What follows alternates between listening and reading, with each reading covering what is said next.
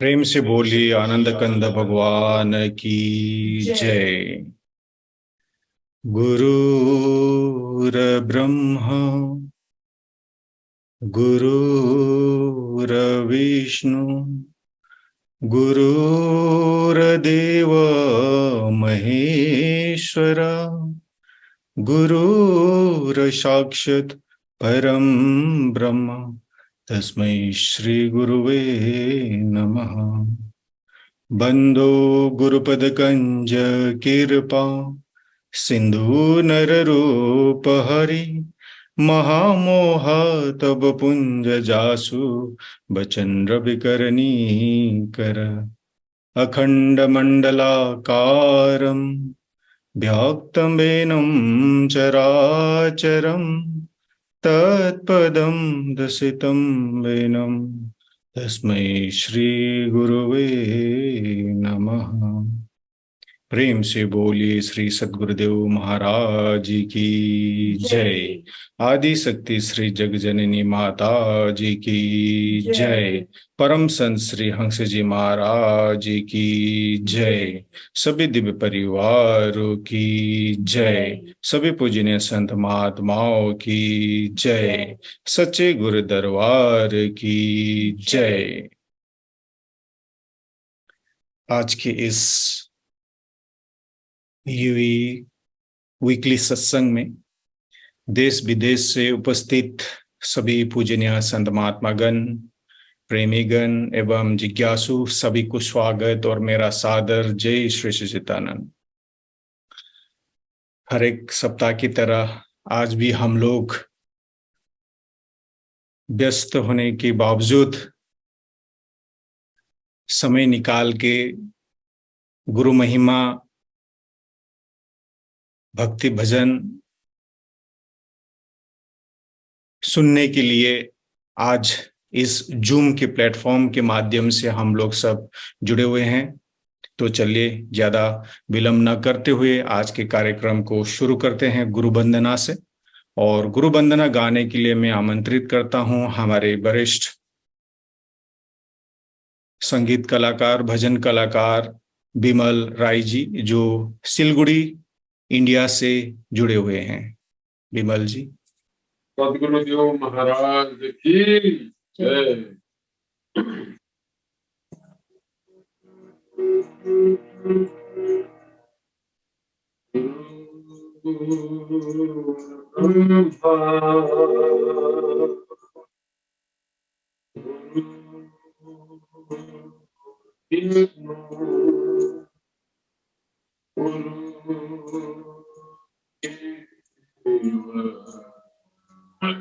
ईश्वर गुरु साक्षात्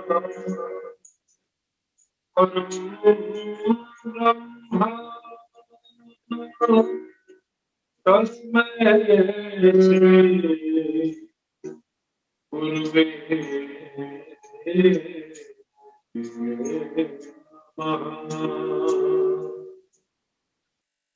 बोल सच्चिदानंद सद्गुरुदेव भगवान की।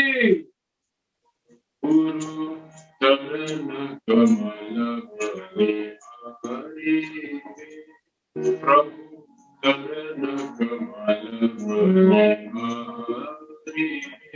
मेरी मन की मेरा तारी मेरी मन की मेरा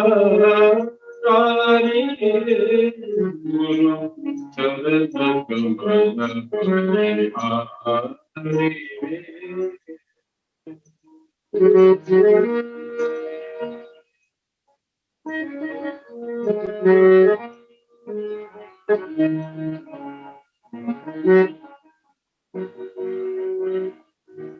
अवसागर में हीरा अपार, अवसागर में हीरा अपार, डूब रहा मिले किनारा, डूब रहा मिले किनारा, पल में निया तुम्हारी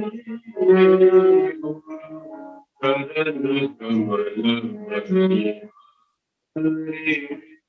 प्रभु चरण कमल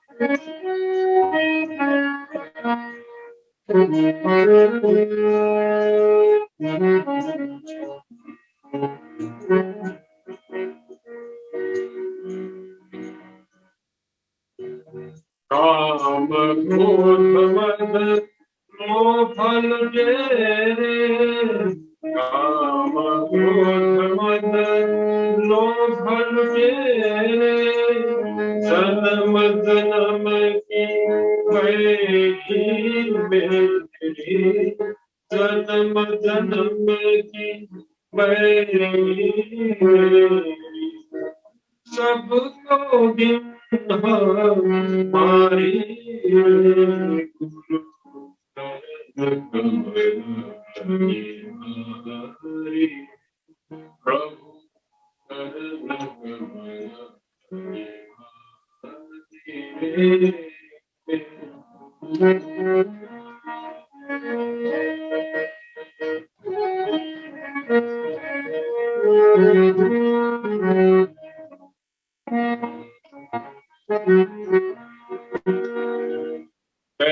कमल सब दूर कराया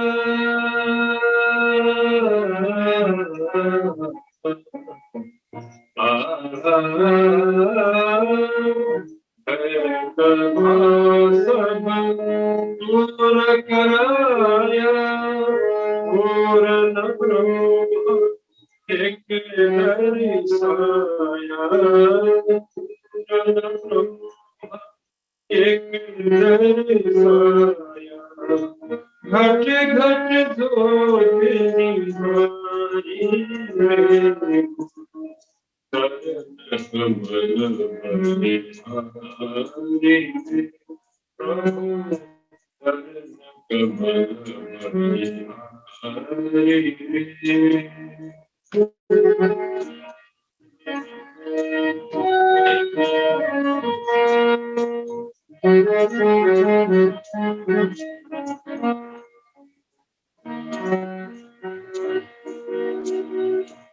जुग जुगत गुरु देव बताई जुग जुगत गुरु देव बताई ब्रह्मानंद शांति मन आए ब्रह्मानंद शांति मन आए मानस देह सुधारी मेरे गुरु चरण कमल बनी हमारी प्रभु चरण कमल बनी हमारी मेरे मन के दुविधाचारी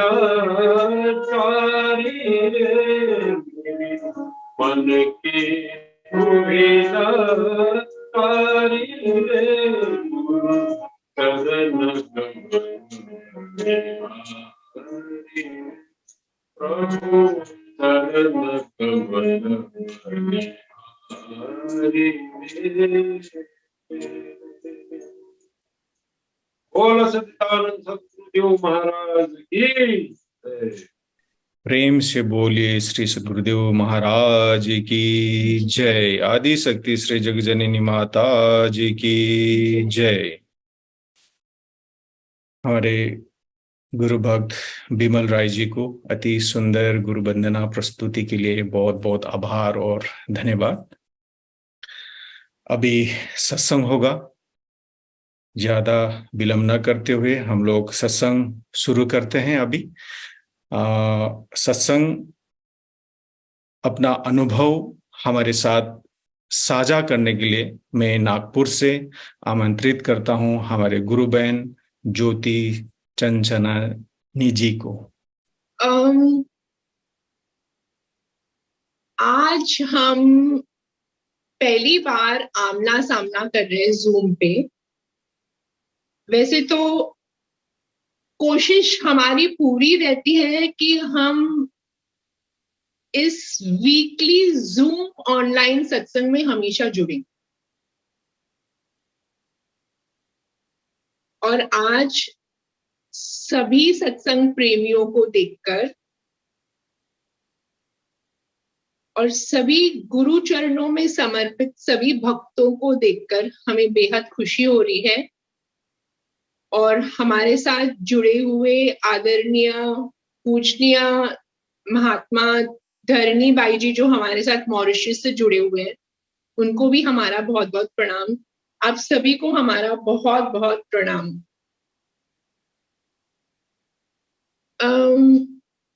हम कुछ बोले उसके पहले हम उन सभी लोगों का, उन सभी हमारे जीवन से जुड़े हुए सभी प्रभु आत्माओं का हम शुक्रिया करना चाहते हैं।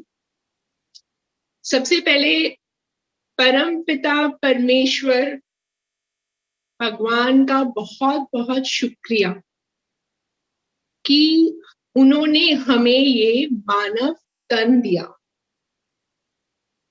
इस मानव शरीर में हमें इस संसार में भेजा।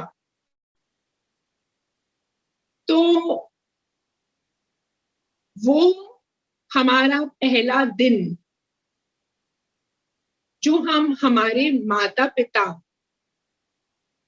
हमारे भौतिक माता पिता, उनका भी बहुत बहुत शुक्रिया। उनके चरणों में भी हमारा बहुत बहुत प्रणाम। हमारे परिवार में हमारे माता पिता खुद ही कर्म और धर्म पे चलने वाले, कर्म और ज्ञान को लेकर कर्म और भक्ति के मार्ग पर चलने वाले ऐसे हमारे माता पिता ने मुझे, हमें और हमारे दो भाइयों को की परवरिश की। फिर हमारे साथ जुड़े हमारे पति और उनका परिवार, उनका भी बहुत बहुत शुक्रिया, क्योंकि आज हमें मानव धर्म के दरबार से जुड़े हुए 28 साल हो गए और हर कदम पे हमें सभी का बहुत सपोर्ट रहा। सभी फ्रेंड्स, रिलेटिव्स और सबसे ज्यादा, सबसे अहम सभी संत महात्मा जिनसे हमने सत्संग सुना। तो उनके भी चरणों में हमारा बहुत बहुत प्रणाम, क्योंकि अगर संत न होते जगत में तो जल मरता संसार, ऐसे तो हमने गुरु महाराज जी से काफी बार सुना है। तो संत आए हमारे जीवन में, उन्होंने हमें सही मार्गदर्शन दिया और हमने उस मार्गदर्शन को समझा, और इस समझ की शक्ति भी हमें पिता परमेश्वर सद्गुरुदेव भगवान से ही मिली, क्योंकि उनकी कृपा के बिना शायद हम कभी पहुंचते ही नहीं। कहते हैं कि शायद उन्होंने ही बुलावा भेजा, तो हम उनका भी शुक्रिया करना चाहते हैं जिनके माध्यम से हम इस दरबार में जुड़े। वो है हमारे पड़ोसी। हम एक ही फ्लोर पे रहते हैं, हमारे बिल्डिंग के बीच में खाली दीवार है, कहने के लिए हम पड़ोसी हैं, घर एक है। तो ऐसे हमारे पड़ोसी को भी हम बहुत बहुत शुक्रिया देना चाहते हैं कि 28 साल पहले जिस सत्संग में उन्होंने हमें बुलाया, सच कहेंगे तो हम थोड़े से हिचकिचा रहे थे जब वो हमें बुलाने आए। हम ऐसा नहीं था कि हमने कभी जिंदगी में सत्संग नहीं सुना था। शादी के पहले भी हमने सत्संग सुना था। हमारी बुआ हमें बहुत सत्संग सुनाती थी। वो हमें बताती थी कि गॉड इज लाइट, जो कि हमने स्कूल में भी शायद हमने स्कूल में भी मॉरल साइंस में यही पढ़ा। तब तो हमारे स्कूल में ऐसे सब्जेक्ट्स भी हुआ करते थे, moral science and community living. I think one of our favourite subjects, क्योंकि ये हमें एकजुट होना सिखाता है, ये हमें जिंदगी की असलियत सिखाते हैं। हम इतने सब्जेक्ट्स पढ़ते हैं, but moral science and community living actually हमें जीना सिखाते हैं। साइंस एंड हिस्ट्री, ज्योग्राफी के साथ साथ सभी का समन्वय है, बट इन सभी की बहुत इंपॉर्टेंस है लाइफ में। तो सत्संग तो हमने पहले भी सुना था। तो उन पड़ोसियों को भी मेरा शुक्रिया जिनके वजह से हम जुड़े, ये हम थोड़ा सा बताएंगे आपको और विस्तार में। और गुरु महाराज जी और सभी दिव्य परिवार के चरणों में हमारा कोटि कोटि प्रणाम और कोटि कोटि वंदन, क्योंकि उनके प्रेम, उनके मार्गदर्शन, उनके आधार, उनके सपोर्ट के बिना हम तो कभी कुछ हो ही नहीं सकते। तो आज जो मैं एक आपको कहानी ही बताऊंगी, ये कहानी शायद खाली हमारी नहीं हो सकती, हम सभी की, हम सभी इस दौर से गुजरते हैं। तो मैं आपको 28 साल पहले लेके जाती हूँ, जब मुझे ये संदेश आया। हमारी पड़ोसी, वो भी बहुत सेवा करती थी यहाँ पे दरबार में, अब हमारे बीच नहीं है। उनका पूरा परिवार जुड़ा हुआ है, उनकी बहनें जुड़े हुए हैं, और उनकी काफी सेवा रही है। हमारे मैगजीन्स में वो लिखते हैं, ट्रांसलेट करते हैं, आज भी उनकी परिवार जो है वो भी करते हैं ट्रांसलेशन। तो उन्होंने जब हमें आमंत्रित किया, तब हमारी जो छोटी बेटी थी उसका जन्म हुआ था, और वो खाली 3 महीने की थी। भाभी हमें बुलाने आए, हम उनको भाभी बुलाते थे, भाभी हमें बुलाने आए और कहा कि कल हमारे घर पे सत्संग है, आपको जरूर आना है। तो हमने उनसे पूछ लिया कि अच्छा सत्संग कौन सुनाएगा?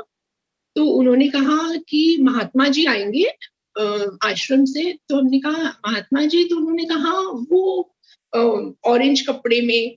तो हम थोड़े से समझ में नहीं आ रहा था कि हम कैसे विश्वास करेंगे, वो डाउट हमारे मन में था। हम दूसरे दिन जब सत्संग का समय हुआ, हम तैयार होके गए। हमारे सासू माँ ने हमको सिखाया था कि देखो, आप संतों के चरणों में प्रणाम करना। तब भी हम सोच रहे थे कि हम कैसे प्रणाम करेंगे, कि हम अगर किसी को सुनेंगे, किसी को समझेंगे तभी करेंगे। बट हमें नहीं पता था कि हमारी जिंदगी ऐसे बदलने वाली है उस पहले सत्संग से। कहते हैं कि पहला प्यार, हर पहली चीज से तुम्हें बहुत प्यार हो जाता है। तो वो पहला सत्संग तो हम कभी भूल ही नहीं सकते। जैसे हम अपने माता पिता के अनकंडीशनल प्रेम को कभी नहीं भूल सकते, वो हमारा सबसे पहला प्रेम रहता है, क्योंकि माता पिता का भी प्रेम वैसा ही रहता है। तो ये कंपैरिजन ऐसे ही चलते रहेगा, और वैसे ही गुरु महाराज जी अपने भक्तों के तरफ भी वैसा ही प्रेम दिखाते हैं हमेशा। तो जब हम गए सत्संग सुनने, तो महात्मा जी बैठे थे, महात्मा मुनीशानंद महात्मा जी। उनके चेहरे पे ऐसी एक तेज रौनक थी, और उन्होंने वो सत्संग सुनाया। वो सत्संग पूरा हमारे जिंदगी से रिलेटेड था। उन्होंने क्या किया उस सत्संग में, हम आपको अभी बताएंगे। उन्होंने पूरी सत्यनारायण कथा के आरती को हमें समझाया, और वो सत्यनारायण की आरती जो हम बचपन से हमारी माँ के साथ बैठ के गाते थे और सुनते थे। हमारी माँ हर पूर्णिमा के दिन सत्संग की कथा घर में करती थी। तो वो सत्संग, सत्यनारायण की कथा को महात्मा जी ने शब्द टू शब्द इतना गहराई से समझाया कि उस दिन हमने हम पूरी सुध बुद्धि खो बैठे, हम सोच में पड़ गए कि हम कर क्या रहे थे। और महात्मा जी हमें कितने समझाने की कोशिश कर रहे। उन्होंने जब शुरू किया, ओम जय जगदीश हरे, स्वामी जय जगदीश हरे, भक्त जनों के संकट क्षण में दूर करे। ये तो बात सही है, क्योंकि हमेशा हमने बचपन से ही हमारे माता पिता के साथ मंदिर गए, भक्ति की, तो जब भी हमने पुकारा भगवान को, दिल से पुकारा, तो भगवान ने सभी के संकट तो दूर करते ही हैं। वो किसी ना किसी रूप में आ ही जाते हैं, कभी माँ के रूप में, कभी पिता के रूप में, कभी फ्रेंड्स के रूप में, अड़ोसी पड़ोसी, किसी ना किसी रूप में आके हमारी मदद करते ही हैं। फिर उन्होंने समझाया, जो ध्यावे फल पावे, दुख विन शे मन का। जो ध्यान करता है वो फल पाता है और उनके मन का सारा दुख का हरण हो जाता है। और महात्मा जी ने हमसे प्रश्न किया, क्या आप ध्यान करते हो? तो हम तो सोच में पड़ गए, हमने ध्यान जैसे कभी कुछ सुना ही नहीं था।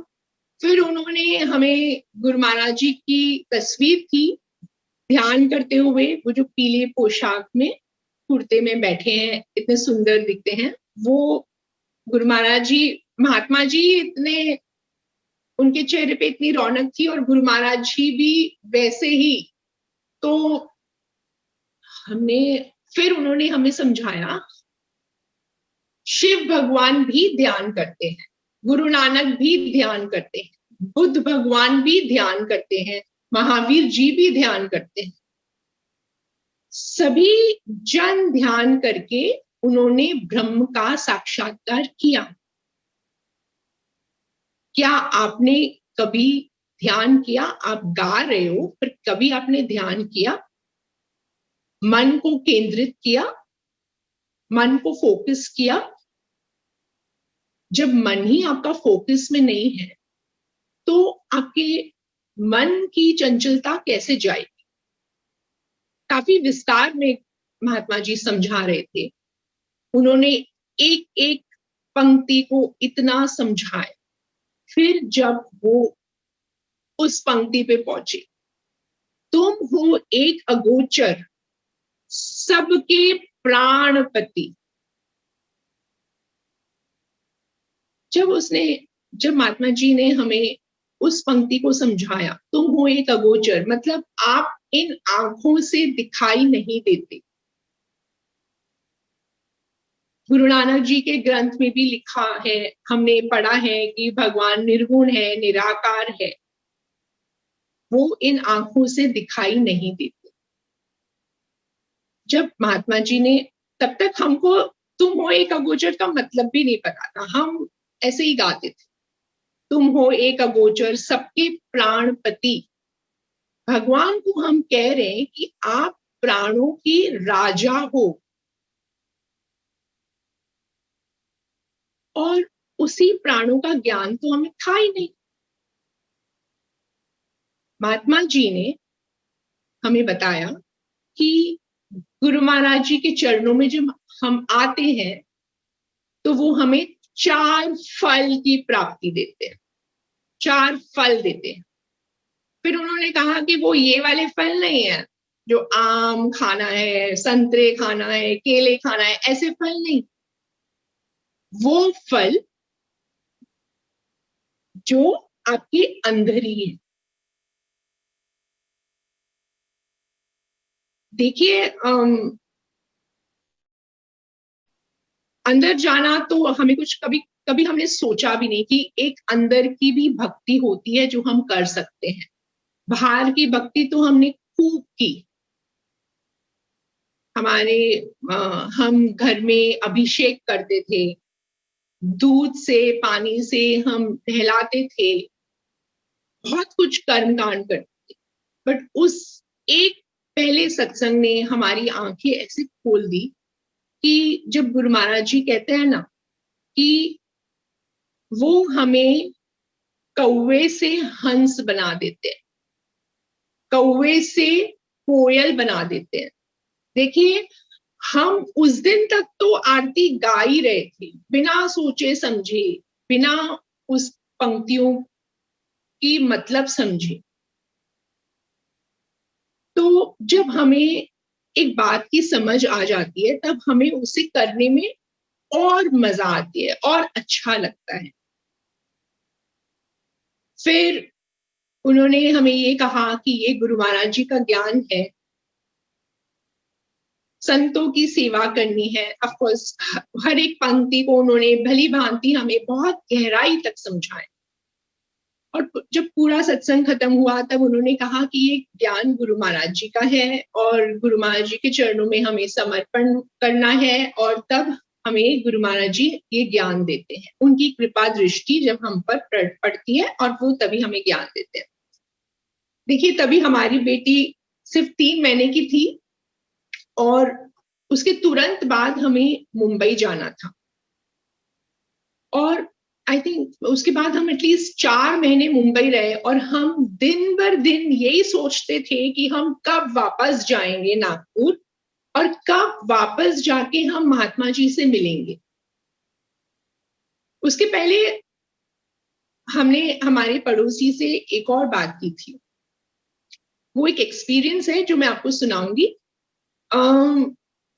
जब हमने पहला सत्संग सुना और उसके दूसरे दिन हम भाभी के पास गए, हमने भाभी को कहा कि भाभी हमें सत्संग बहुत अच्छा लगा, हम मतलब महात्मा जी के चरणों में कोटि कोटि प्रणाम हमारा कि ऐसी बात हमने कभी सुनी नहीं थी, अनुभव वाली बात, जो प्रैक्टिकल एक्सपीरियंस वाली बात कर रहे थे। तो मैंने उनसे पूछा कि आपने ये ज्ञान लिया है? तो भाभी ने मुझे कहा हाँ। तो उन्होंने मुझे अपना एक्सपीरियंस बताया। आज वो हमारे साथ नहीं है, बट मैं उनका एक्सपीरियंस आपके साथ शेयर करूंगी। उन्होंने मुझे कहा कि ज्योति, मैंने भी ये सत्संग सुने हुए मुझे 5-6 महीने हो गए और फिर मैंने उपदेश लिया, पर वो उपदेश लेने के लिए हिचकिचा रहे थे। मैंने उनसे पूछा क्यों? तो उन्होंने कहा कि उनके एक पहले गुरु थे और उनके वो गुरु नहीं रहे अब, पर उनके गुरु ने कभी उनको ऐसा ये ज्ञान नहीं दिया था और उनको ऐसे लग रहा था कि वो धोखा देने वाले हैं उन गुरु को। तो जिस दिन उन्हें सुबह में तैयार होके आश्रम जाना था और वो सोच में पड़ गए कि हम जाएं कि ना जाएं, और इसी सोच में वो फिर से सोने चले गए। और जब वो सोए तब उनको उनके सपने में उनके जो पुराने जो पिछले गुरु थे और हमारे गुरु महाराज जी दोनों एक साथ बैठे हुए उनको सपने में दिखे। जब उन्होंने मुझे ये एक्सपीरियंस बताया तब तो मैं थोड़ी सी मैं सोच में पड़ गई कि ये कैसा ज्ञान है, कि तुम्हें खुद ऐसे गुरु बुला रहे हैं, तुम्हें गुरु खुद खींच रहे हैं। क्योंकि पहले सत्संग से ही तो मैं पूरे अपने होश खो बैठी थी। फिर उसके बाद मैं मुंबई गई और हर दिन मैं यही सोचती थी कि मुझे वापस जाना है और जाके सत्संग सुनना है और हमें ये ज्ञान देना है। तो 5 महीने के बाद जब मैं वापस आई नागपुर और तब हमने महात्मा जी से कहा, महात्मा जी से मिले और कहा कि हमें ज्ञान चाहिए। तो उन्होंने कहा नहीं, आपको और सत्संग सुनना है। तो फिर और 4-5 महीने उन्होंने हमें बहुत गहराई से सत्संग सुनाया, हमने सुना, पर हमने एक मन तो बना लिया था कि ये ज्ञान हम जरूर लेंगे। क्योंकि जब महात्मा जी ने हमें कहा कि अंदर में जो प्रकाश है उसको देखने के लिए जो तीसरे नेत्र से हम जो प्रकाश है, हम पूरे एनर्जी से बने हुए हैं, उस दिव्य प्रकाश को देखने के लिए हमें ना घी की जरूरत है, ना अगरबत्ती की जरूरत है, ना मैच स्टिक की जरूरत है। और हमने कैंडल लाइट पे मेडिटेशन किया था, मतलब इन द सेंस हमने कैंडल को जला के, कैंडल की जो लाइट है, एक टाइम पे हमने उस पर मेडिटेशन किया था। तो और महात्मा जी तो हमें ये बता रहे थे कि ये प्रकाश को देखने के लिए आपको किसी भी बाहरी सामग्री की जरूरत ही नहीं, क्योंकि ये स्वमेव, like it is a effulgent light, divine light within itself. तो हमने महात्मा जी से सत्संग सुना और ज्ञान लिया। जब ज्ञान लिया तब हमें पूरा विश्वास हो गया कि यही सच्चा मार्ग है और इसी पे हमें अडिग रहना है। फिर हमने काफी हमारा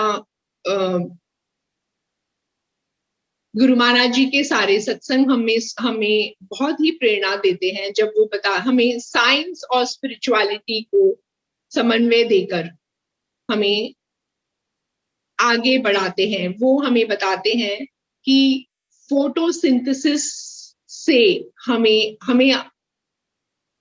जब एक पेड़ पर जब लाइट पड़ती है तब फोटोसिंथेसिस की प्रक्रिया होती है और उसी प्रक्रिया से ऑक्सीजन बाहर निकलता है और कार्बन डाइऑक्साइड अंदर जाता है। तो जब वो प्रकाश से पेड़ अपनी लाइट ऑक्सीजन निकालती है जिससे हमें जीवन आधार मिलता है, तो उसी प्रकाश को जब हम देखते हैं तो हमारे भी सारे अवगुण, हमारे अंदर के सारे विकार अपने आप ही कम होने लग जाते हैं। जितना हम ध्यान करेंगे, जितना हम इस मार्ग पे समर्पित रहेंगे,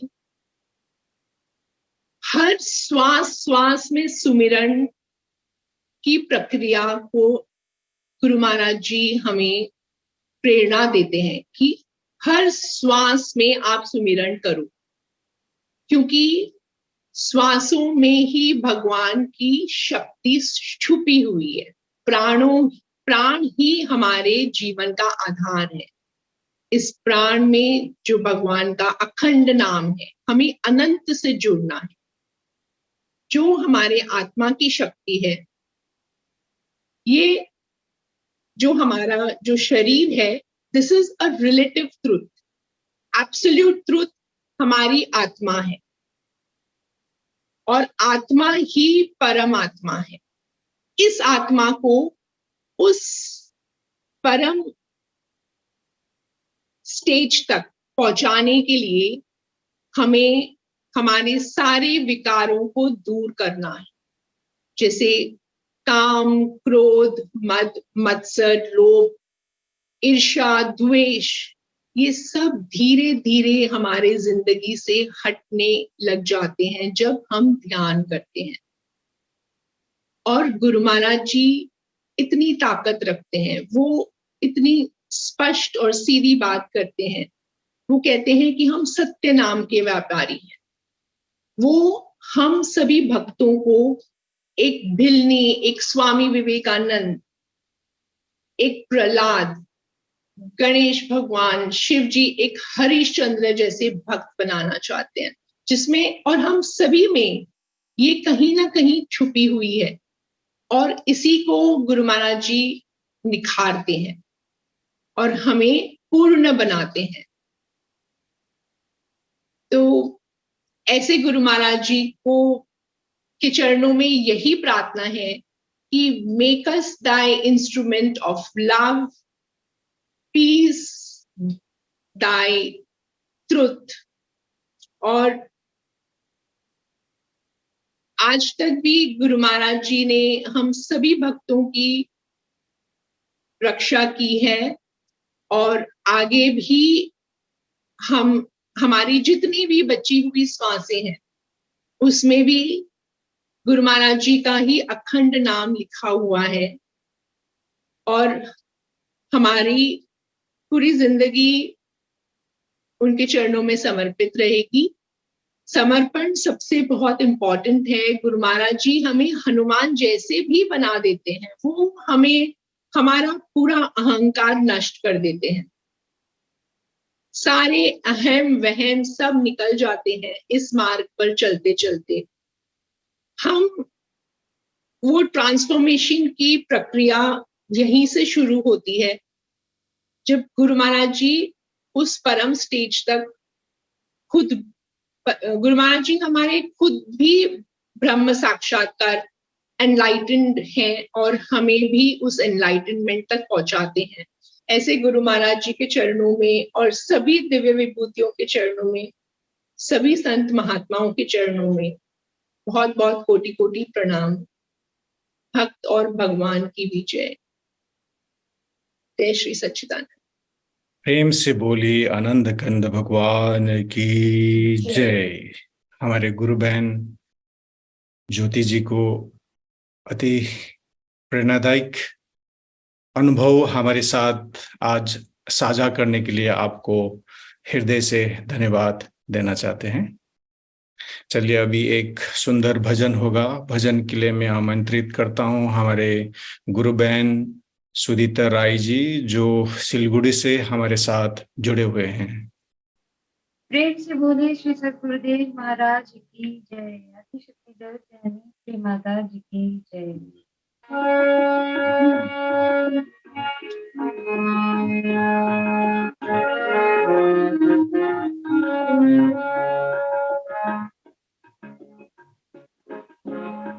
मुझे सावर नितना जब तेरा इस सेवक के सिर पे गुरु हाथ रखे तेरा। मुझे सावर दो नितना जब तेरा इस सेवक के सिर पे गुरु हाथ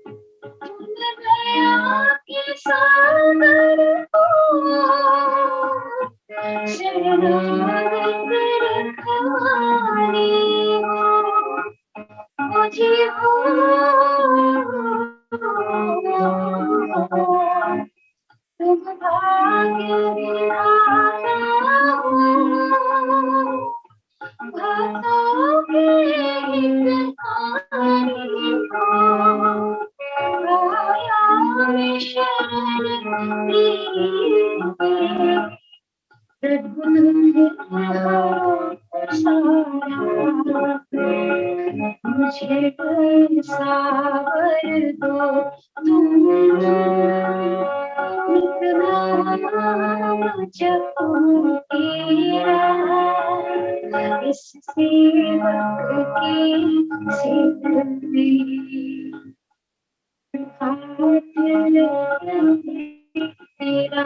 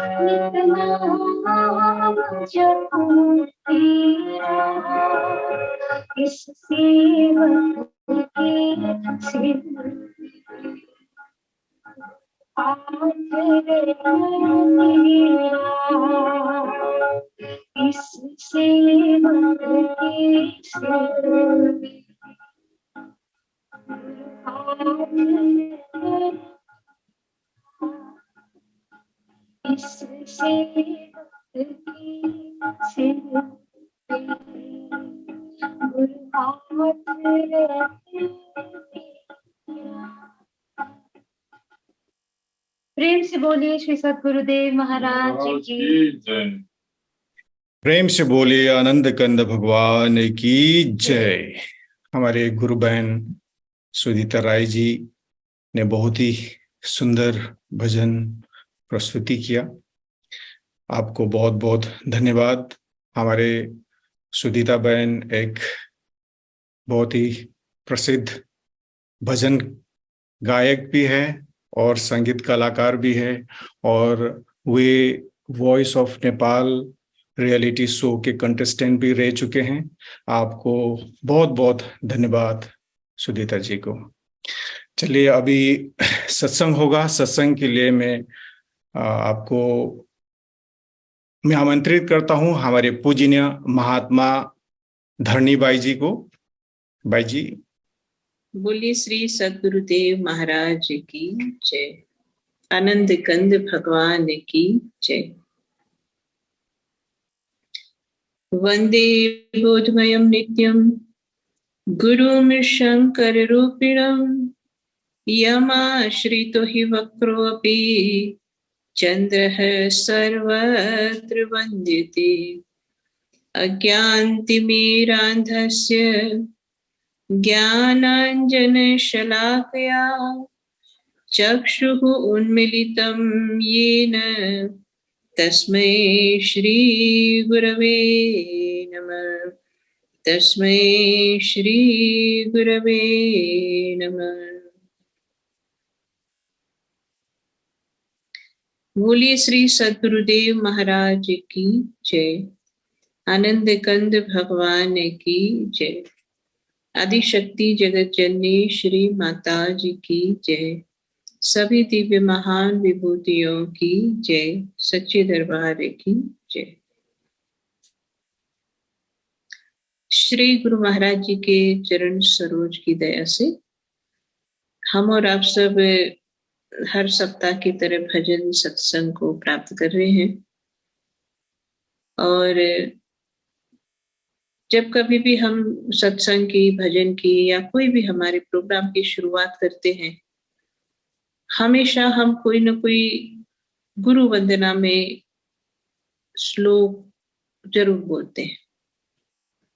जैसा अभी सत्संग शुरू होने से पहले हमने गुरु वंदना में एक श्लोक, 2 श्लोक बताए। कि वंदे बोधमयम नित्यम गुरुम शंकर रूपिणम। तो ये जितने भी गुरु महिमा के हम श्लोक बोलते हैं, सुनते हैं, पढ़ते हैं, ये सभी गुरु गीता से हम लेते हैं। गुरु गीता में ये सारे श्लोक मिलते हैं। जो हमारे ग्रंथ है स्कंद पुराण के अंदर ईश्वर पार्वती संवाद नाम से जो एक खंड है, और उस खंड के अंदर ये गुरु गीता है। तो जो अभी हमने जो श्लोक सुना कि वंदे बोधमयम नित्यम गुरुम शंकर रूपिणम यम आश्रितो वक्रो अपि चंद्रः सर्वत्र वंद्यते, कि हम वंदन करते हैं किनका? गुरु महाराज जी का। लेकिन गुरु कैसे हैं? गुरु महाराज जी कैसे हैं? तो कहा कि नित्य है, बोध देने वाले हैं, शंकर रूप है।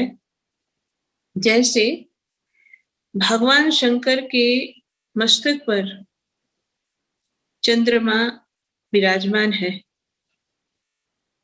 और वो जैसा हम श्लोक में पढ़ा कि यम आश्रितो वक्रो अपि, जो टेढ़ा है, भगवान शंकर की जटा में मस्तक पर जो चंद्रमा है कोई पूर्ण चंद्रमा नहीं है, वो टेढ़ा है। जैसे भगवान शंकर टेढ़े चंद्रमा को भी अपने मस्तक पर धारण करते हैं, ऐसे ही गुरु महाराज जी हैं। ये इसका एक सरल शब्दों का अर्थ हुआ। ऐसे गुरु महाराज को हम वंदन करते हैं, उनको हम प्रणाम करते हैं। तो बोध देने वाले, बोधमयम, बोध का अर्थ होता है कि आपको समझ आ जाए, ऐसा कुछ करें, समझाना है। तो जब गुरु हमें कुछ समझाते हैं तो वो समझाना कोई सीख की तरह नहीं होता कि मैं दो बात अच्छी बोल दी आपको कि आपको ऐसा नहीं करना चाहिए, ऐसा नहीं करना चाहिए, ये करो, ऐसा करो, नहीं। हमारी सनातन परंपरा में हम हमेशा ये देखते हैं कि गुरु जब अपने शिष्य को कोई भी बात सिखाना, समझाना चाहते हैं, उसका बोध देना चाहते हैं, तो कभी सीधे सीधे बोल करके नहीं, लेकिन उसको अनुभव करवाते हैं। जब खुद अनुभव हम करते हैं तो वो बात हम कभी नहीं भूलते हैं। इसलिए गुरु हमेशा अपने शिष्य को अनुभव रूपी बोध कराते हैं। वो वाणी का, शब्दों का या और किसी तरह का बोध नहीं होता है। जैसे दृष्टांत के रूप में हम अगर अपने ही पुराणों की कथा में से एक कथा को अगर सुने, तो हम सुनते हैं कथा, जो श्वेत केतु एक ऋषि पुत्र थे, उनके पिता थे उद्दालक मुनि। उद्दालक मुनि के पुत्र थे श्वेत केतु। उद्दालक मुनि ज्ञानी थे, लेकिन उन्होंने अपने पुत्र को काशी में भेजा अध्ययन करने के लिए। श्वेत केतु गए अध्ययन करने के लिए और अनेक धर्म ग्रंथों का अध्ययन किया। उसके बाद जब वापस आए घर जैसे ही आए श्वेत केतु, तो उनके जो है व्यवहार से उद्दालक मुनि प्रसन्न नहीं थे, और उनको ये समझ में आ गया कि श्वेत केतु ने बहुत सारे ग्रंथों को तो पढ़ा है, लेकिन जाना कुछ भी नहीं है। पढ़ना अलग होता है, जानना अलग होता है। श्वेत केतु ने अध्ययन खूब किया था, लेकिन कुछ जाना नहीं है। इसीलिए हम उस कथा में आगे ऐसा सुनते हैं कि अपने पुत्र श्वेत केतु को अपने पास बुला करके एक दिन उद्दालक मुनि उसको पूछते हैं कि बहुत कुछ धर्मों का, ग्रंथों का अध्ययन करके आए हो, तो मुझे आप इतना बता दो कि वो क्या है एक जिसको जानने के बाद कुछ जानना बाकी नहीं रहता है, जिसको जानने के बाद सब कुछ जान लिया जाता है। वो क्या है? अब श्वेत केतु क्योंकि धर्म ग्रंथ तो बहुत पढ़े हैं, लेकिन बोध नहीं है, जाना नहीं है, अनुभव नहीं है। वो विचार में पड़ गए। तो वो कहते हैं कि मुझे तो मेरे आचार्य ने ऐसी कोई बात बता ही नहीं है, मुझे तो कुछ ऐसा सिखाया ही नहीं है। तो उद्दालक मुनि कहते हैं कि आप अपने गुरु से, अपने आचार्यों से पूछ लो दोबारा। फिर गए, फिर आचार्यों से पूछा, तो आचार्य समझ गए कि उद्दालक मुनि श्वेत केतु को ज्ञान देना चाहते हैं। इसलिए उन्होंने कहा कि जो एक, जिसको जानने के बाद कुछ जानना बाकी नहीं रहता है और एक को जानने में सब कुछ जानना हो जाता है, उसका ज्ञान तो तुम्हारे पिता देंगे। श्वेत केतु फिर आए वापस, अपने पिता के चरणों में प्रणाम किया। अब उद्दालक मुनि श्वेत केतु को समझाना चाहते हैं। अब देखो, अगर सीधी तरह से हम और आप जैसे साधारण मानव होते तो हम तुरंत कह देते वो एक क्या है, ऐसा है, वैसा है, ये है, वो है। लेकिन नहीं, उद्दालक मुनि श्वेत केतु को मुंह से बुलवाना चाहते, उसको अनेक अलग अलग रूप में समझाते हैं। और क्या कहा जाता है कि अनेक जो है प्रश्न स्वयं उन्होंने श्वेत केतु से किए और कुछ अनुभव भी करवाया। क्या अनुभव था? तो वो क्या था कि उद्दालक मुनि श्वेत केतु से ये कहते हैं कि वो एक वो है कि जिसने सारा संसार बनाया है, वो सबके अंदर समाया हुआ है। और उसकी सबसे बड़ी विशेषता ये है कि उसी एक के कारण हम जीवित हैं, हम सुन सकते हैं, बोल सकते हैं, देख सकते हैं। लेकिन वो एक इस आंख से देखा नहीं जाएगा, इस कान से सुना नहीं जाएगा और इस मुख से बोला नहीं जाएगा। अब श्वेत केतु और उलझ गए कि भाई ऐसा कैसे होता है। तो कहा कि वो एक बीज के रूप में हम सबके अंदर है, सूक्ष्म से सूक्ष्म भी है और विराट से विराट भी है। अब जब ये कहा कि सूक्ष्म से सूक्ष्म भी है, विराट से विराट भी है, तो समझ में नहीं आया कि भाई या तो कोई छोटा होता है या बड़ा होता है, कोई बहुत विशाल होगा या बहुत छोटा होगा, दोनों कैसे हो सकते हैं। तो श्वेत केतु से कहा कि ठीक है, जाओ और बरगद का जो फल है उसको लेके आओ। वो लेकर के आए, कहा इसको तोड़ो, क्या है इसके अंदर? कहा इसके अंदर बीज है। कहा बीज को भी तोड़ो। अब बीज को मुश्किल है, छोटा सा बीज होता है, फिर भी उसने कोशिश की। कहा इसके अंदर क्या है? कहा इसके अंदर कुछ नहीं दिख रहा है। लेकिन उद्दालक मुनि कहते हैं कि ये बीज जिसके अंदर अभी तुम्हें कुछ नहीं दिख रहा है, क्या उसी के अंदर से इतना बड़ा बरगद का पेड़ नहीं बनता है? कहा हाँ, ये तो बात सत्य है। तो कहा वो वृक्ष कहाँ से आता है? इसी बीज में से आता है।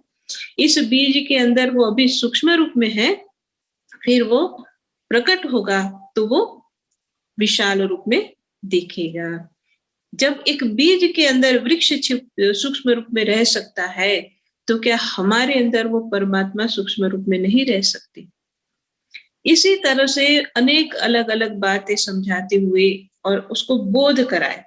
अब बोध और लेक्चर दोनों में बड़ा फर्क होता है, जो आप समझ पा रहे होंगे मैं क्या कहना चाह रही हूँ।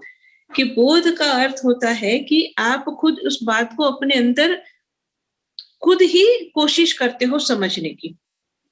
और लेक्चर में क्या होता है कि आप आराम से बैठे हो, कोई सामने वाला बोल रहा है और आप सुन रहे हो, उसमें आप अपना दिमाग नहीं लगाते हो। बोध जब कब होता है कि जब आप खुद अपने अनुभव, अपने विचार में, अपने बुद्धि में जो कुछ भी सुना है उन सबके साथ अच्छी तरह से उसको समझने की कोशिश करते हो और खुद ही कोई डिसीजन लेने लग जाते हो कि नहीं ये ऐसा है और ये इस तरह से है। तो ये बोध होता है। और एक होता है प्रीचिंग, यानी मैंने बोला, आपने सुना, ठीक है, तो मैंने बोला वो मेरा अनुभव तो है, आपने सुना, आपका अनुभव नहीं है, तो आपके अंदर ज्यादा समय नहीं रहेगा। लेकिन वही बात अगर जैसे उद्दालक मुनि ने श्वेतकेतु को समझाए, उसी तरह से जब समझाई जाती है और खुद अपने आप से हम उस बात को स्वीकार करने लगते हैं, समझने लगते हैं, तो हम उसको कभी नहीं भूलते हैं। इसलिए गुरु शिष्य परंपरा में गुरु हमेशा बोध देते हैं, वो लेक्चर नहीं देते हैं। वो बोध देते हैं, अनुभव करवाते हैं, खुद से हमको समझने के लिए प्रेरित करते हैं, क्योंकि जब हम खुद समझते हैं तब हमारा विकास होता है। खुद हम समझने के लिए अपने बुद्धि को, अपने मन को, अपनी जितनी भी पढ़ी हुई या कहीं सुनी हुई बातें को सबको एनालिसिस करते हैं तो हमारा विकास होता है।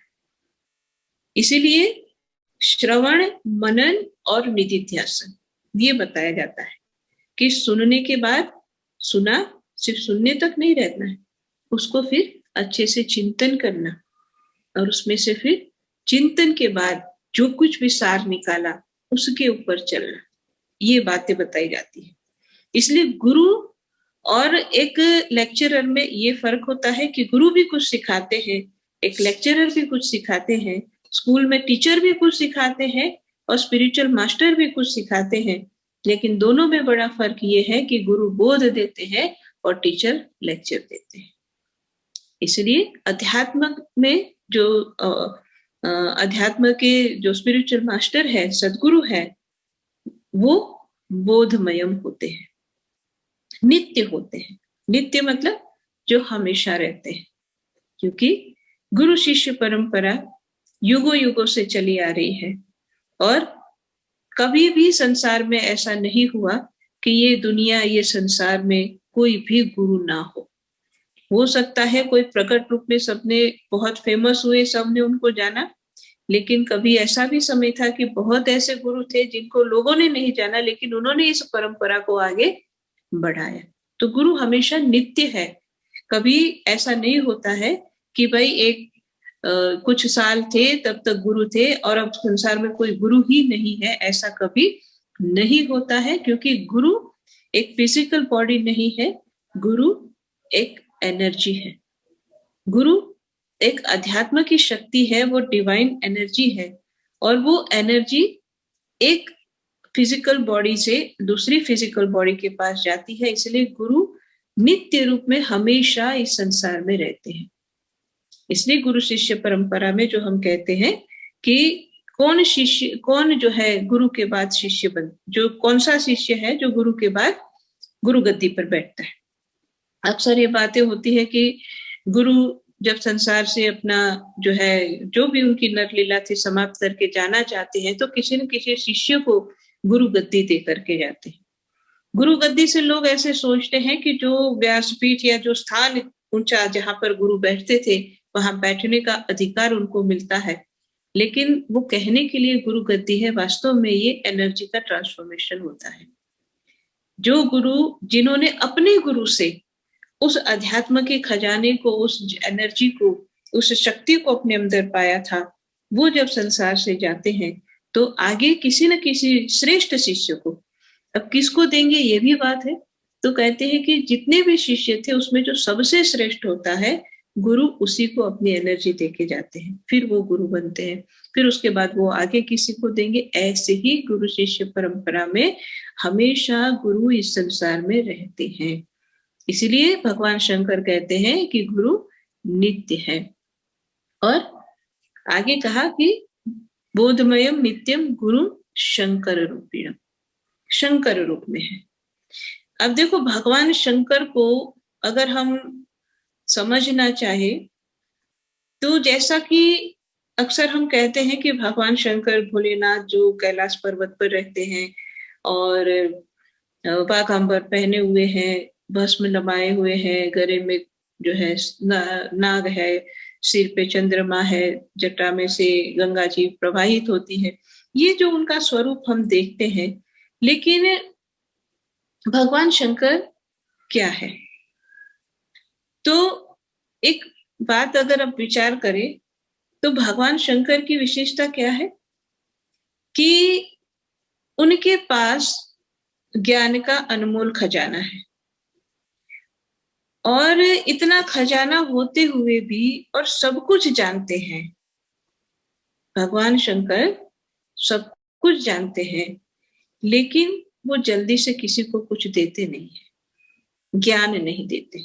संसार के वस्तु दे देंगे लेकिन ज्ञान जल्दी किसी को नहीं देते। फिर भगवान शंकर की एक और विशेषता क्या है कि वो उस रूप में नहीं रहते कि भाई संसार की धारा ऐसे बहती है तो मैं भी ऐसे चलूं। जैसे कि और उस चाहे सतयुग का, त्रेता का, द्वापर का अगर हम ले तो उस समय में भी जितनी भी परंपराओं में जो लोग और भी रहते थे कि जिन्होंने जिस तरह के कपड़े पहने, आभूषण पहने, जैसे उन्होंने अपना महल बनाया, घर बनाया, ऐसे रहना वैसे रहना, वो समाज का अपना एक नियम था। उसके साथ गुरु जो है भगवान शंकर उसमें नहीं बंधे हैं। वो अपने आप में है कि भाई मुझे जो करना है वो मेरा सत्यमान है।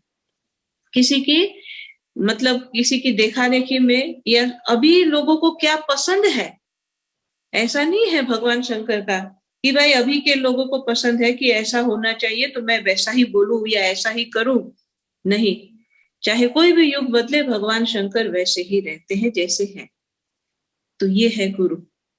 वो ये नहीं देखते हैं कि अभी क्या धारा चल रही है, लोगों को क्या पसंद आ रहा है और वही मैं कर दूं। नहीं, क्योंकि वो सत्य के पथ प्रदर्शक होते हैं, इसीलिए वो शंकर जैसे हैं। वो दूसरों को फॉलो नहीं करते हैं, इसीलिए वो शंकर जैसे हैं। और सबसे बड़ी बात क्या है कि भगवान शंकर के पास जैसे हम कहते हैं कि जल्दी से कोई जा नहीं पाएगा। क्यों नहीं जा पाएगा? क्योंकि एक तो कहा जाता है कि गले में नाग है, तो अगर कोई नाग से डर रहा है तो दूर से ही प्रणाम करेगा। फिर कहते हैं उनके आसपास भूतगण होते हैं, बिच्छू होते हैं, क्या कुछ ऐसी चीजें होती जिससे मानव को डर लगता है। तो अक्सर भगवान शंकर के पास अगर किसी को पहुंचना है तो वो बिच्छू को देख के डर गया तो भी नहीं पहुंचेगा। अगर वहां कोई भूतगण उनका गणों में से किसी को देख के डर गया तो नहीं पहुंचेगा। अगर और हिम्मत करके पास में गया और नाग ने जोर से फुटकार किया, भाग गया, तो भी नहीं मिलेगा। यानी गुरु तक पहुंचना इतना सरल नहीं होता है? क्योंकि जब गुरु के पास जाना है या गुरु के शरणागत होना है, एक तो होता है जैसे हम रामचरितमानस में पढ़ते हैं कि वाल्मीकि जी ने कहा भगवान राम से कि जिसको आप अपना बनाना चाहते हो उसी के ऊपर आप अपने आप को प्रकट करते हो और उसी को आप अपना भेद बताते हो और वो आपका हो जाता है। एक तो बात ये है कि गुरु हमें अपना बनाना चाहते हैं तो अपने करीब ले आते हैं, लेकिन फिर भी गुरु के सामीप्य में रहना और उनके चरणों में स्थान बना के रखना इतना सरल नहीं होता, क्योंकि वहां नाग भी है, बिच्छू भी है और भी अलग अलग गण बैठे हैं, बहुत कुछ है। यानी कि कौन पहुंचेगा कि जो इधर उधर नहीं देखेगा और सिर्फ उनकी तरफ देखेगा।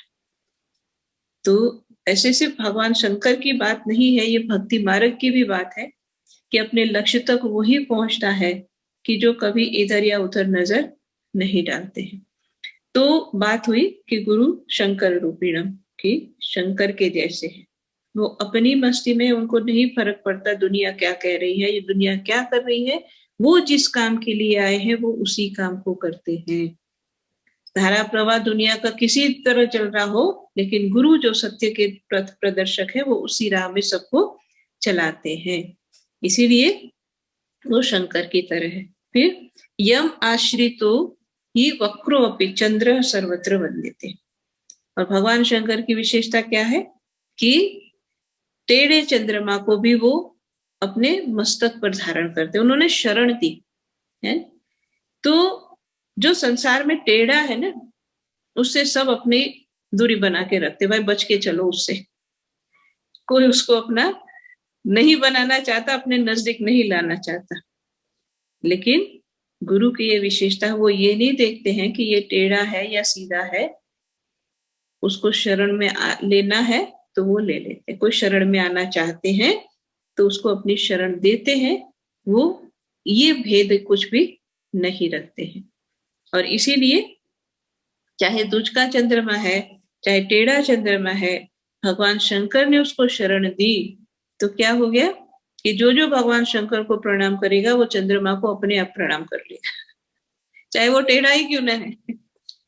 लेकिन टेढ़े चंद्रमा को भी भगवान शंकर ने आश्रय दिया है तो सभी प्रणाम कर देते। तो वो टेढ़े चंद्रमा की तरह ऐसे देखा जाए तो हम सभी हैं, और गुरु महाराज जी ने हम सबको अपनी शरण दी है, क्योंकि हमको अपना अपना सबको पता है कि हम कितने सीधे हैं, हम कितने टेढ़े हैं। तो हम सबको गुरु महाराज ने आश्रय दिया है, और उसी के कारण क्या है, उसी के कारण संसार में आज हमको लोग पूछ रहे हैं। अगर हमारी कहीं पर संसार में पूछ हो रही है, कहीं सम्मान मिल रहा है, तो इसीलिए सिर्फ क्योंकि उन्होंने हमें शरण दी है। तो ये गुरु की विशेषता है। इसीलिए कहते हैं कि वो रामचरितमानस की भी बात हम अगर सुने तो उसमें भी हम ये बात पढ़ते हैं कि भगवान राम भी ये कहते हैं कि मैं जाति पाति कुल धर्म बढ़ाई, धन बल परिजन गुण चतुराई, बहुत कुछ है। कहते हैं भगवान कि मैं इससे नहीं रिझता हूं, लेकिन जिसके अंदर भक्ति भावना है, समर्पण भावना है, तो भगवान उसको स्वीकार करते हैं। तो भगवान राम अपने समय के महापुरुष थे, और इसी तरह से गुरु महाराज अपने समय के महापुरुष है। महापुरुष युग बदलता है, लेकिन जो उनके गुण हैं, उनकी कुछ कुछ विशेषताएं होती है, वो वैसी ही होती है। इसीलिए गुरु महाराज जी भी हम देखते हैं कि वो कोई भेदभाव नहीं है गुरु दरबार में। जो भी जैसा भी आते हैं, भक्ति भाव से आते हैं, समर्पण भाव से आते हैं, उनका होने के लिए आते हैं, उनको अपना बना लेते हैं। और इसीलिए भगवान शंकर ये कहते हैं माता पार्वती से कि जब इस तरह गुरु का ध्यान करते हुए, गुरु का चिंतन करते हुए और गुरु में ही अपने मन को लगाते हुए, जैसे एक बात हम गुरु गीता में पढ़ते हैं कि जैसे कुल स्त्री स्वपते रथा, यानी कि जैसे कुलवान स्त्री होती है वो सिर्फ अपने पति का ही ध्यान रखती है, पति का ही ध्यान करती है, पति को ही समर्पित रहती है। इसी तरह से जब एक शिष्य गुरु का ही होकर के रहता है, तो गुरुमय होने के कारण, जैसे एक जो है कीड़ा छोटा सा कोई भी है, लेकिन चिंतन से भ्रमर हो जाता है, इसी तरह से शिष्य भी गुरु के चिंतन से ही गुरुमय हो जाता है। और ऐसे जब हम गुरुमय हो जाते हैं, यानी जब हमारे मन में, बुद्धि में, विचार में, चिंतन में और हर एक बात में सिर्फ गुरु महाराज ही रहते हैं, गुरु का ही चिंतन रहता है, तब हम भी गुरुमय हो जाते हैं। और जब एक शिष्य गुरुमय होता है, तब जो है वो वास्तव में गुरु को समझ सकता है, गुरु तत्व को समझ सकता है। अभी हम गुरु महाराज जी को जानते हैं, हम समझ रहे हैं, ऐसा हमको लगता है, लेकिन जब तक हम गुरुमय नहीं होंगे तब तक वो समझ में नहीं आएंगे कि गुरु महाराज कौन है। और इसीलिए जो गुरु गीता के अंदर भी हम इस बात को पढ़ते हैं और ग्रंथों के अंदर भी पढ़ते हैं, संतों ने भी ये बात कही है, और यही बताया जाता है कि शिष्य के लिए सबसे श्रेष्ठ यही है कि वो सब जगह से अपने मन को हटाकर गुरु के चरणों में लगाए और गुरु के बताए हुए मार्ग पर चले, गुरु के बताए हुए जो है ज्ञान का अनुसरण करे और गुरु के चरणों का ध्यान करे। ये जब हमारे जीवन में आता है तो फिर हम जो है जितनी भी चाहे हमारी आसपास में कितनी भी किसी भी तरह की परेशानियां हो रही हो, लेकिन ये गुरु का ध्यान एक ऐसा हमारा कवच है जो हमको इन सब से बचा करके रखता है। इसलिए बहुत ही पावरफुल हमारा एक कवच बन जाता है, सुरक्षा कवच बन जाता है। तो इसलिए हम सत्संग को सुन रहे हैं, हर सप्ताह सुनते हैं, और बड़े सौभाग्य की बात है कि गुरु महाराज जी के चरणों की दया से हमको मिल रहा है सुनने के लिए, समझने के लिए। तो यहीं पर मैं अपनी वाणी को विराम देती हूँ। जो कुछ भी सुना और उसके ऊपर हम सभी लोग, मैं भी करूंगी, आप सब भी मनन करेंगे और उसमें से सार को अपने जीवन में ग्रहण करेंगे। बोलिए श्री सद्गुरुदेव महाराज की जय। आनंद कंद भगवान की जय। प्रेम से बोलिए श्री सद्गुरुदेव महाराज की जय। हमारे पूजनीय महात्मा धन्यबाई जी को अति मार्मिक सत्संग विचार से हम सबको लाभान्वित करने के लिए बहुत बहुत आभार और धन्यवाद। हमारे बिमल जी को भी बहुत बहुत धन्यवाद। हमारे ज्योति बहन और सुदीता बहन को भी बहुत बहुत धन्यवाद। और आज जितने भी देश विदेश से महानुभाव जुड़े हुए हैं इस सत्संग कार्यक्रम में, आप सबको भी बहुत बहुत धन्यवाद। एक छोटी सी सूचना आप सबको देना चाहते हैं।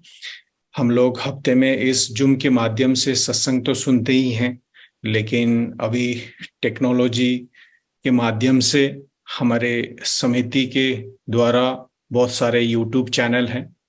नेपाली का अलग है, हिंदी का अलग है, गुजराती का अलग है, हमारे भजन का भी अलग अलग है। अगर आपको नेपाली सत्संग सुनना है तो मानव धर्म यूट्यूब चैनल पर जाके आप नेपाली का, हमारे पूजनीय बहुत ही अनुभवी संत महात्मा और हमारे दिव्य परिवार का जो प्रवचन है आप सुन सकते हैं नेपाली भाषा में, मानव धर्म यूट्यूब चैनल में जाके। अगर आपको हिंदी में सुनना है तो मानव धर्म यूट्यूब चैनल सब्सक्राइब करके भी आप हिंदी का बहुत सारे हमारे संत महात्माओं का, श्री सतपाल जी महाराज, हमारे जो सदगुरुदेव गुरु महाराज जी हैं, उनकी सत्संग भी आप सुन सकते हैं। और गुजराती भाषा में भी हमारा यूट्यूब चैनल है मानव धर्म गुजराती, उसमें भी जाके आप गुजराती भाषा में भी आप सत्संग सुनते हैं। एवरीडे आप सत्संग सुनते हैं, हफ्ते में एक दिन खाली नहीं। हम लोग जूम के माध्यम से तो जुड़ते ही हैं, लेकिन आप एवरीडे भी हमारे इस समिति के जो यूट्यूब चैनल है उसमें जाके आप प्रवचन श्रवण कर सकते हैं। तो आज के कार्यक्रम को हम लोग यहीं पर समाप्त करते हैं छोटी सी प्रार्थना से। मैं भाई जी को अनुरोध करता हूँ प्रार्थना के लिए। बोलिए श्री सद्गुरुदेव महाराज जी की जय। त्वमेव माता च पिता त्वमेव, त्वमेव बन्धु च सखा त्वमेव, त्वमेव विद्याद्वरिणं त्वमेव, त्वमेव सर्वं मम देव देव, त्वमेव सर्वं मम देव देव, त्वमेव सर्वं मम देव देव। भक्तिदान मोहे दीजिए गुरुदेवन के देव, और नहीं कुछ चाहिए निश दिन चरणन सेव, बार बार वर मांगहूँ हर्षि देहु श्रीरंग, पद सरोज अनुपायिनी भक्ति सदा सत्संग। हे नाथ सब सुखी हो कोई न हो दुखारी, सब हो निरोगी भगवन धन धान्य के भंडारी, सब भद्र भाव देखे सन्मार्ग के पथिक हो, दुखिया न कोई होवे सृष्टि में प्राणधारी, दुखिया न कोई होवे सृष्टि में प्राणधारी। बोले श्री सद्गुरुदेव महाराज की जय। आनंद कंद भगवान की जय। आदिशक्ति जगत जननी श्री माता जी की जय। सभी दिव्य महान विभूतियों की जय। सच्चे दरबार की जय। सभी लोग नेत्रों को बंद करके नाम का सुमिरन करेंगे।